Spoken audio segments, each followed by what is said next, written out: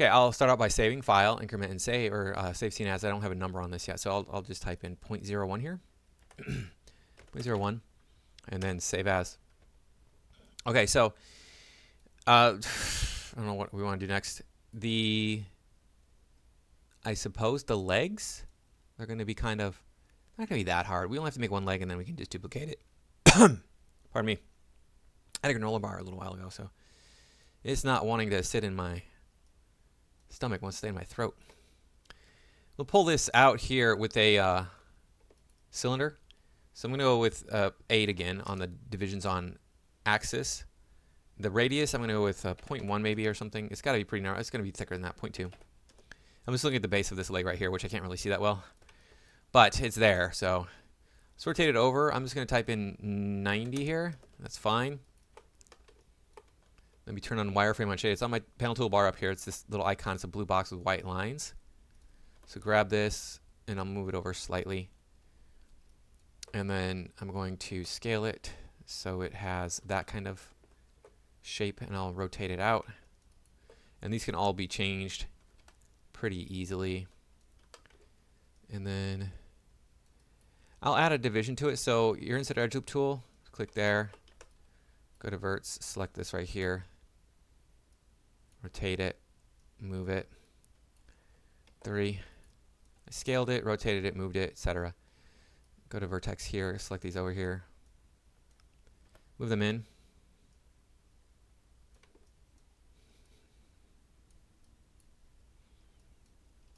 All right, now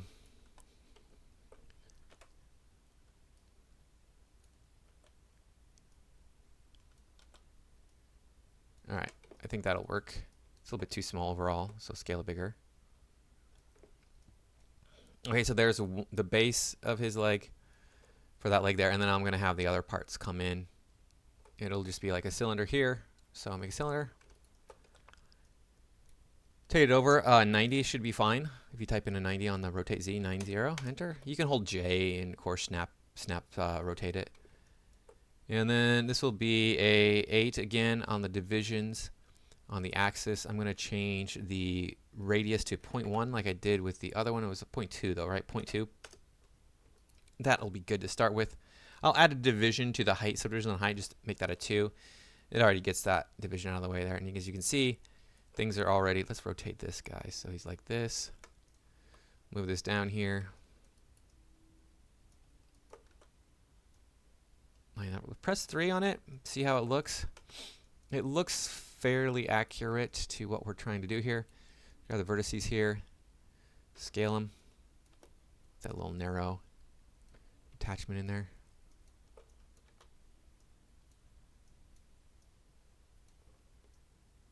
Kind of looks like that. Let's add a division to this here with your insert edge loop tool. That's underneath your mesh tools, remember? And then we can bring that in. Object mode. Move this down so it's closer to the body. It looks like it's right up against his body. This guy.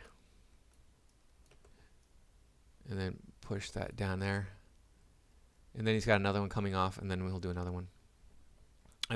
Let's go to object, rotate this.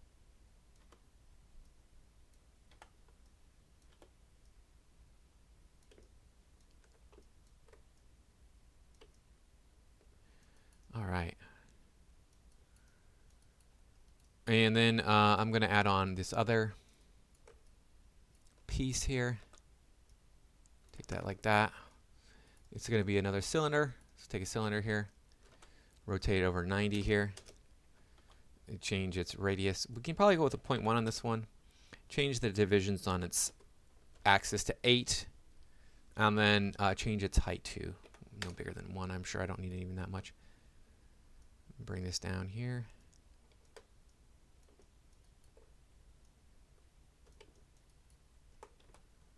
Rotate it down so it moves down.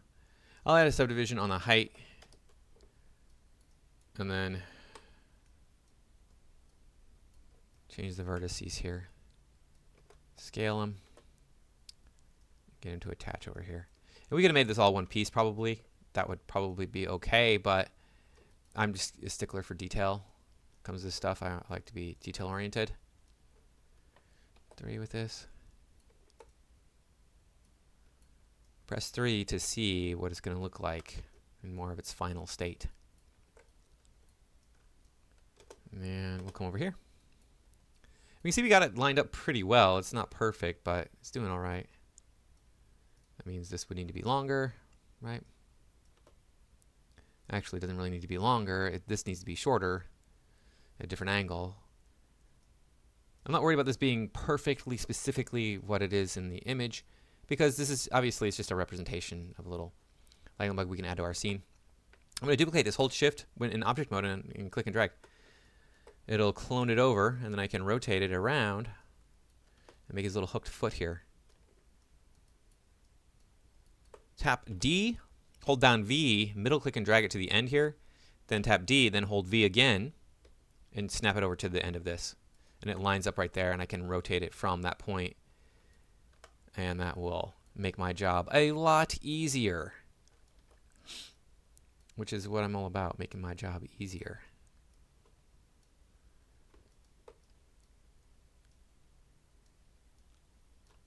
And then rotate it here.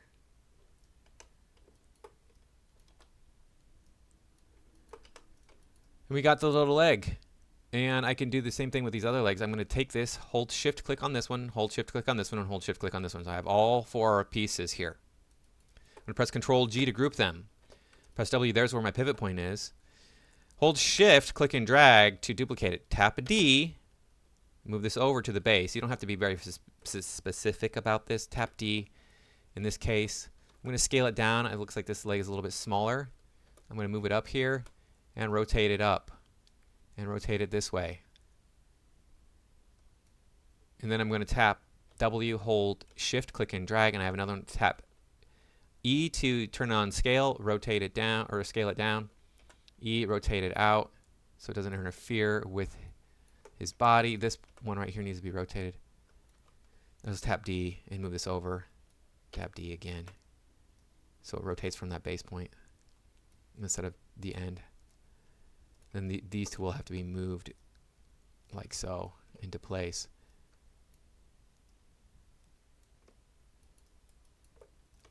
And then I have all of the legs, I think. This, press the up arrow to get to the group. I can rotate this like so. Move it down. Rotate it up towards the other one. Because they look like they come together pretty closely here. They kind of tangle up. Again, it doesn't have to be specifically in position that we see in the image, because we're just going to change it when we're doing this, because it doesn't have to be. We're going to see it from a distance. So stop recording.